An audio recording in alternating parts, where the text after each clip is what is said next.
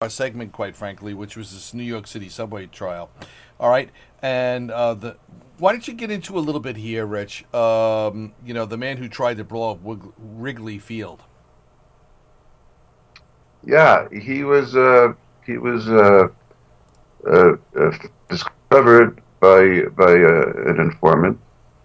Informant relayed the information to the FBI. The FBI followed up with an undercover operative, and just like all the other cases we've been talking about, which some people consider entrapment, uh, they worked with him, and he suggested the area to detonate the bomb. His consideration was where it would kill most people, and planted the bomb, walked away, and was arrested.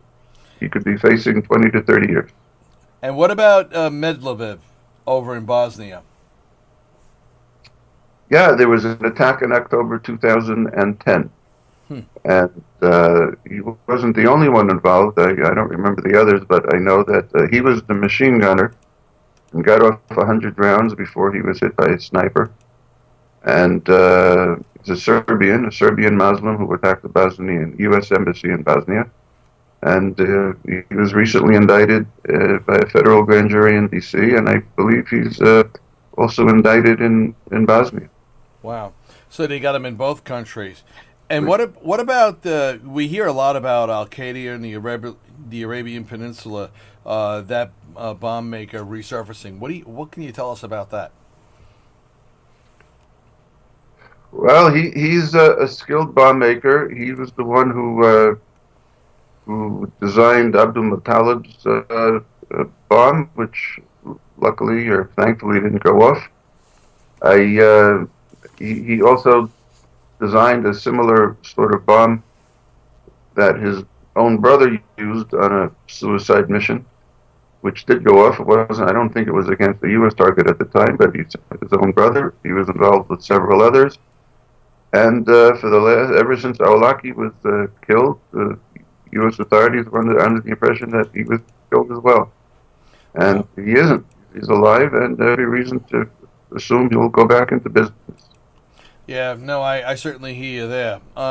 And the next thing we were to talk about were the two men from Mali that plead guilty, conspiring to provide material support to Al Qaeda. What can you tell us there? Yeah, they were going to smuggle cocaine to Al Qaeda from the west through North Africa, and were caught. And they were going to smuggle it not only to Al Qaeda Central, but Al Qaeda in the Maghreb, meaning Al Qaeda in North Africa, and to the Colombian FARC. So they had their connections. And two men from Mali, of all places, which is not a country that we would have expected this people from there to do, but that's what happened. Yeah. All right. And the last one for this segment will be Great Britain faces threat over Abu Qaeda. Abu Qatada is his name. Okay. He was sentenced in Jordan, sentenced in absentia in Jordan to 15 years for his role in the 1998 bombing in Jordan. And he's in Britain, and the European Court of Human Rights decided that he could not be extradited. Britain announced it was going to appeal to the European Court's Grand Chamber, which is in effect its appeals court. And Al Shabaab in Somalia said that they're going to plunge Britain into disaster, and Al Qaeda said that it will open the gates of hell for Britain. And I don't think these groups have the ability to do that, but they can cause trouble. But Significant it disruption. shows, Yeah. yeah, it shows what they're thinking is when they say it. They mean it. They may or may not recognize that they don't have the means to cause such great trouble, but it doesn't. Just a few people getting killed in an attack is not something that can be tolerated. And the memory clip of the week is going to be 3404. That, yeah, And go ahead. that's an interesting clip.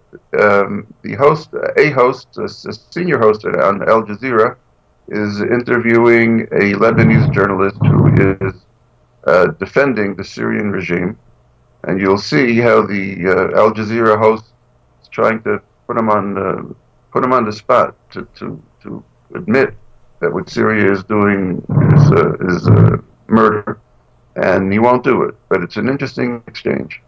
All right, that's